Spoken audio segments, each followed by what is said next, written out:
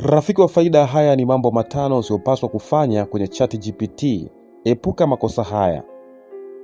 Leo tutaangalia mambo matano usiyopaswa kufanya kwenye ChatGPT ili uweze kutumia kwa ufanisi zaidi.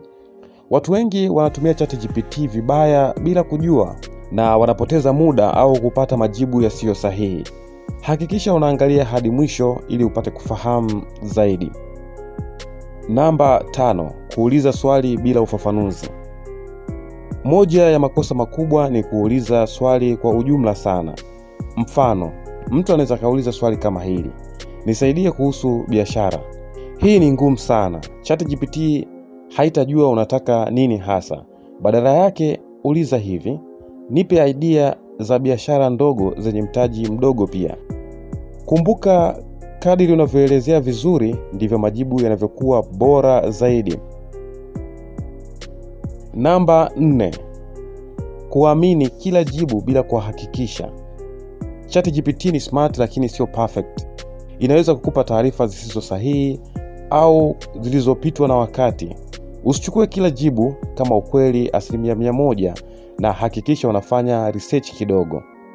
Kitu cha msingi, tumia ChatGPT kama usaidizi na sio chanzo cha mwisho cha ukweli. Namba 3. Kutumia kwa mambo yasiyo halali. Usitumie ChatGPT kwa udanganyifu, hacking au hata kazi zisizo halali. Mbali ya kuwa hatari, pia inaweza kukuletea matatizo makubwa kisheria. Tumia teknolojia kwa mambo mazuri na yenye faida. Namba 2. Kuweka taarifa zako binafsi. Hii ni muhimu sana.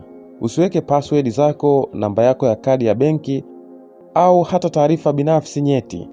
Hata kama ChatGPT ni salama, lakini ni bora kuwa makini na taarifa zako. Namba 1. Kutegemea ChatGPT kwa kila kitu. Watu wengi wanategemea ChatGPT kwa kila kitu: kufanya homework, maamuzi ya maisha au hata kazi zote. Hii sio sahihi. ChatGPT ni tool tu, lakini akili yako ndiyo muhimu zaidi. Tumia ChatGPT kusaidia na sio kuchukua nafasi yako ya maisha. Hayo ndiyo mambo matano usiyopaswa kufanya kwenye ChatGPT. Kama umejifunza kitu kipya, like video hii, comment, subscribe ili usikose content nyingine za teknolojia. Na tutaonana kwenye video inayofuata.